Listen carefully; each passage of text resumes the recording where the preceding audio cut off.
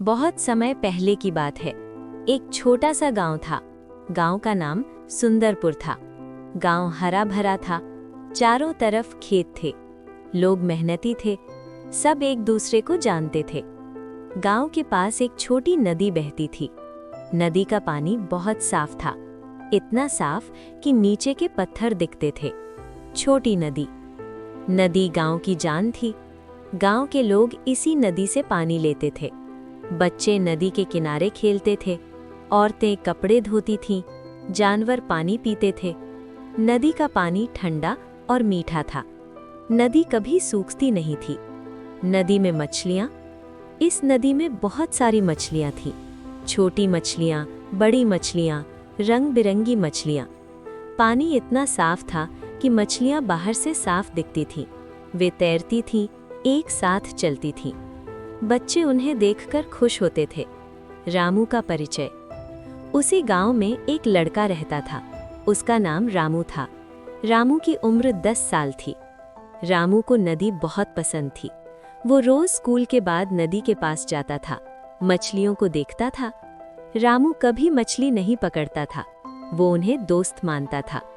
रामू और नदी। रामू नदी के किनारे बैठता था, पानी में पत्थर नहीं फेंकता था। वो जानता था कि इससे मछलियां डर जाती हैं।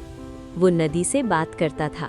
उसे लगता था कि नदी उसकी बात सुनती है। एक दिन सुबह कुछ अलग हुआ। नदी के किनारे शोर था, लोग जमा हो रहे थे।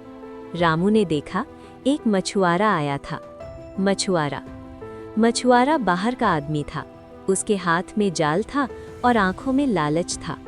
उसने नदी को देखा, उसे साफ पानी और मछलियां दिखीं। उसने मन ही मन सोचा, यहाँ बहुत मछली मिलेगी। मछली पकड़ना शुरू। मछुआरे ने जाल नदी में डाला, मछलियां जाल में फंस गईं। पानी हिलने लगा। रामू डर गया। मछलियां तड़पने लगी। रामू का डर। रामू चिल्लाया।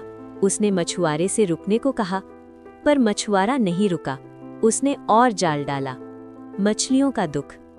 मछलियां जाल में फंसी थीं, वे सांस नहीं ले पा रही थी, पानी से बाहर लटक रही थी। नदी शांत नहीं थी, पानी गंदा होने लगा। गांव वालों की चुप्पी। गांव के लोग देख रहे थे, पर कोई कुछ नहीं बोला। सबको मछली चाहिए थी। रामू को ये गलत लगा। घर की तैयारी। मछुआरा मछलियां लेकर चला गया। वो उन्हें घर ले जाकर पकाने वाला था। नदी सूनी लग रही थी। रामू का दुख। रामू नदी के किनारे बैठ गया। उसकी आंखों में आंसू थे। उसने सोचा, अगर ये रोज हुआ तो नदी खत्म हो जाएगी। रामू का फैसला। रामू ने तय किया, वो गांव वालों से बात करेगा, वो नदी को बचाएगा। गांव की सभा। अगले दिन गांव की बैठक हुई। रामू ने सबको समझाया। उसने कहा, अगर नदी नहीं रही तो गांव नहीं रहेगा। समझ आना। धीरे धीरे लोग समझे। उन्होंने तय किया, बाहर के मछुआरों को रोका जाएगा, नदी साफ रखी जाएगी। नदी की वापसी। कुछ महीनों बाद नदी फिर शांत थी।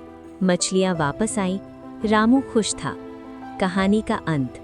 रामू ने सीखा, प्रकृति की रक्षा जरूरी है, लालच नुकसान करता है। नदी बची, गांव बचा। अगर आपको ये कहानी पसंद आई तो वीडियो को लाइक करो, चैनल को सब्सक्राइब करो और कहानी को शेयर करो।